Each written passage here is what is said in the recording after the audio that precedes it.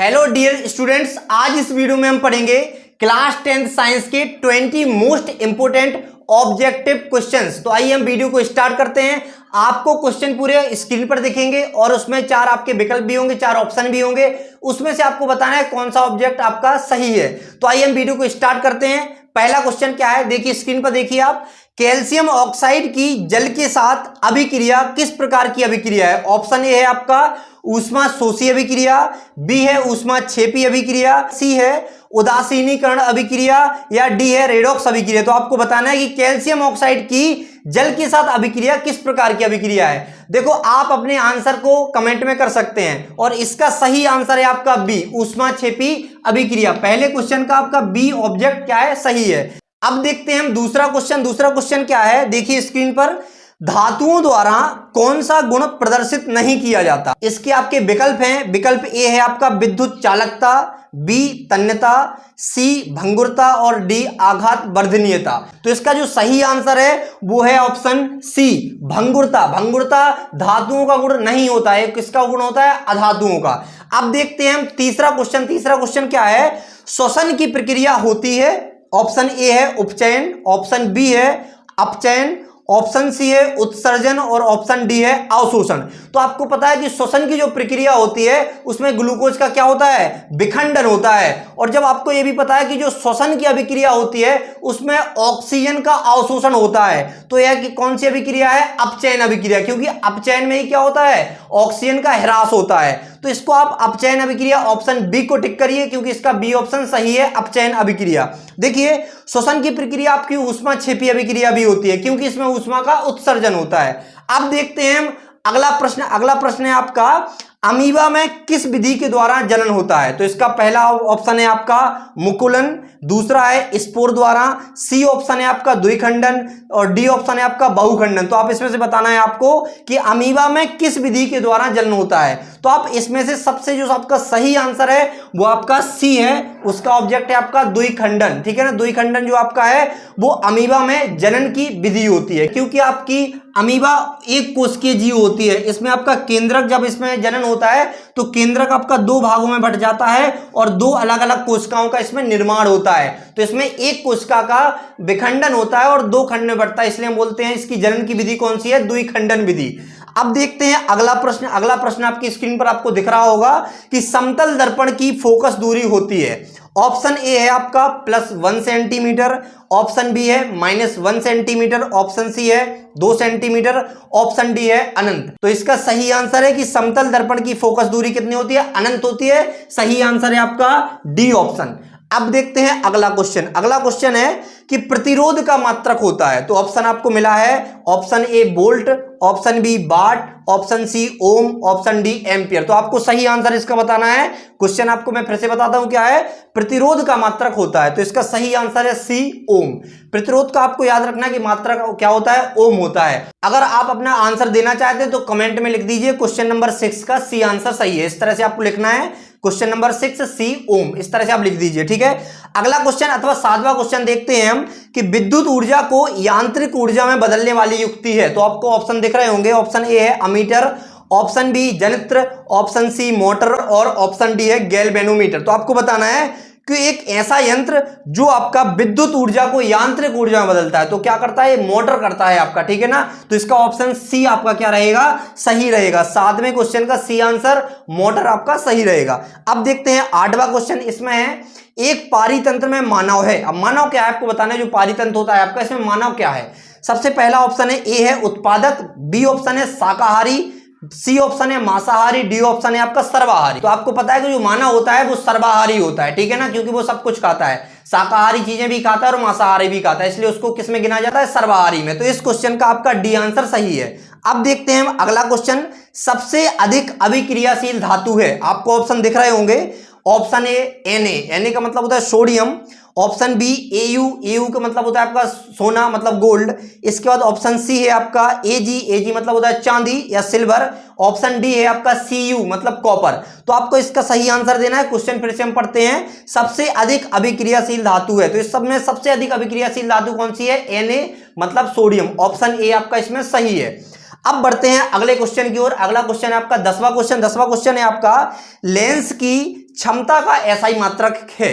आपको बताना है कि जो लेंस की क्षमता का मात्रक होता है वो क्या होता है। ऑप्शन ए है आपका मीटर, ऑप्शन बी है आपका डायोप्टर, इसको आप डायोप्टर भी बोलते हैं, ऑप्शन सी आपको दिख रहा होगा सेंटीमीटर, ऑप्शन डी आपको दिख रहा होगा मिलीमीटर। तो इसका सही आंसर होता है डायोप्टर। क्या होता है? डायोप्टर, या आप बोल सकते हैं डायोप्टर, ठीक है ना। क्या लेंस की क्षमता का एसआई मात्रक क्या होता है? डायोप्टर। आपको याद रखना है, इसका बी आंसर सही है। अगला क्वेश्चन मतलब क्वेश्चन नंबर 11 पढ़ते हैं हम। आपको स्क्रीन पर दिख रहा होगा जीवाश्म ईंधन है। आपको बताना है इनमें से जीवाश्म ईंधन कौन सा है। ऑप्शन ए दिख रहा होगा आपको प्लास्टिक, ऑप्शन बी दिख रहा होगा लकड़ी, ऑप्शन सी दिख रहा होगा कागज, ऑप्शन डी दिख रहा होगा कोयला एवं पेट्रोलियम। तो याद रखना जो कोयला एवं पेट्रोलियम होते हैं वो आपके जीवाश्म ईंधन होते हैं। ऑप्शन डी इस क्वेश्चन का सही आंसर है, ठीक है ना। इसके बाद हम देखते हैं अगला क्वेश्चन मतलब क्वेश्चन 12। क्वेश्चन 12 है कि मास्टर ग्रंथि का नाम है।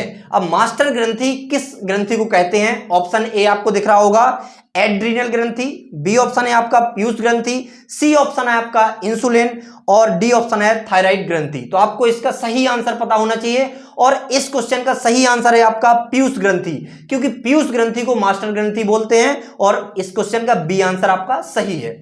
अब बढ़ते हैं अगले क्वेश्चन की ओर। क्वेश्चन नंबर 13 या 13वां। अब 13वां क्वेश्चन क्या है आपका, द्रव अवस्था में पाई जाने वाली धातु है।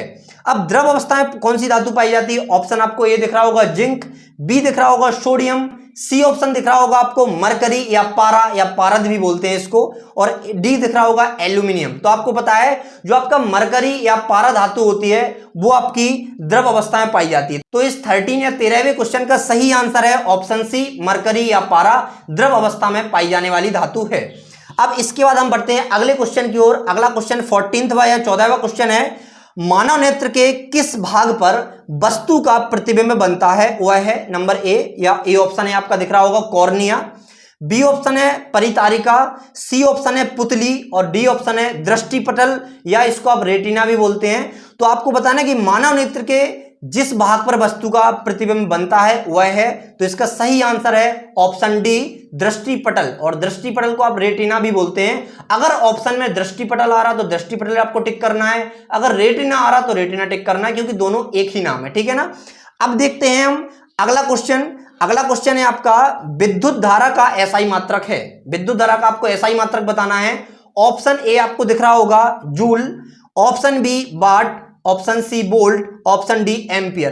तो जो विद्युत धारा का एसआई मात्रक होता है वो आपको भी पता है एम्पियर है, इसलिए आपका क्वेश्चन 15 का डी ऑप्शन सही होगा, ठीक है ना। इसके बाद हम बढ़ते हैं अगले क्वेश्चन की ओर। क्वेश्चन 16 या 16वां क्वेश्चन मिट्टी के तेल में रखी जाने वाली धातु का नाम है। अब मिट्टी के तेल में कौन सी धातु रखी जाती है। ऑप्शन ए दिख रहा होगा आपको लोहा, ऑप्शन बी दिख रहा होगा तांबा, option C sodium, option D calcium.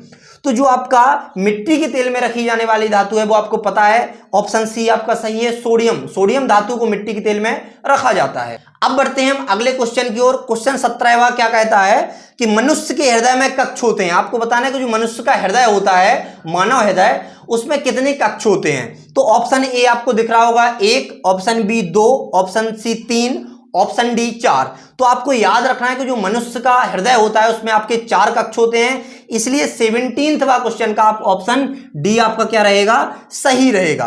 तो अभी तक हमने 17 क्वेश्चन सॉल्व कर चुके हैं, 17 ऑब्जेक्टिव क्वेश्चन हम सॉल्व कर चुके हैं। अब देखते हैं 18वां ऑब्जेक्टिव क्वेश्चन, और आपको क्या करना है, इसके जो आंसर है वो कमेंट में करते जाइए, ठीक है ना।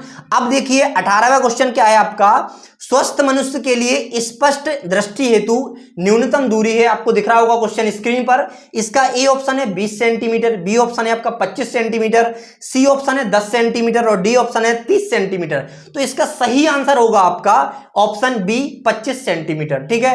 अब बढ़ते हैं हम 19वीं क्वेश्चन की ओर। 19वां क्वेश्चन है आपका सिंपल क्वेश्चन है, बायोगैस का मुख्य अवयव है। तो ऑप्शन ए रहेगा आपका मीथेन, आपको ऑप्शन भी दिख रहे होंगे methane, option B butane, option C propane, option D ethane. तो आपको बताना है कि बायोगैस का मुख्य अवयव क्या है, ठीक है ना। तो इसका ऑप्शन ए आपका सही रहेगा, मीथेन जो गैस होती है CH4 वही बायोगैस का मुख्य अवयव होता है। अब बढ़ते हैं हम आखिरी क्वेश्चन की तरफ, और आखिरी क्वेश्चन है आपका 20वां क्वेश्चन। 20वां क्वेश्चन है आपका फेफड़े स्थित होते हैं मानव शरीर में, फेफड़े कहां पर स्थित होते हैं आपको ये बताना है। ऑप्शन ए है आपका, आपको दिख रहा होगा बक्ष गुहा में, ऑप्शन बी है उदर गुहा में, ऑप्शन सी आंत्र के पास, ऑप्शन डी अग्न्याशय के नीचे। तो आपको इसका सही आंसर देना है कि फेफड़े स्थित होते हैं कहां होते हैं। इसका जो सही आंसर है वो आप कमेंट में करिए और मैं आपको सही आंसर बताऊं तो इसका आंसर है ए है आपका बक्ष गुहा में। जो आपके फेफड़े कहां स्थित होते हैं, बक्ष गुहा में होते हैं। तो आशा करते हैं कि आपको 20 के 20 क्वेश्चन सही बने होंगे। अगर आपको क्वेश्चन कुछ गलत हुए हैं तो आप इस वीडियो को एक बार देखने के बाद फिर से दोबारा देखिए और इन क्वेश्चन को आप एक कॉपी में नोट कर लीजिए और इनको कम से कम दिन में एक बार जरूर पढ़ें ताकि एग्जाम तक आपको पूरे के पूरे क्वेश्चन याद हो जाएं। क्योंकि मोस्ट इंपोर्टेंट क्वेश्चन दिए थे हमने आपको, जो 20 आपके मोस्ट इंपोर्टेंट ऑब्जेक्टिव क्वेश्चन थे या आप विकल्प बोल सकते हैं। आपको 20 हमने विकल्प करवाए हैं जो बहुत ही ज्यादा इंपॉर्टेंट है। तो आशा करते हैं आपको वीडियो पसंद आई होगी। अगर आपको वीडियो पसंद आती है तो वीडियो को लाइक करें और चैनल को सब्सक्राइब करना ना भूलें। Thanks for watching.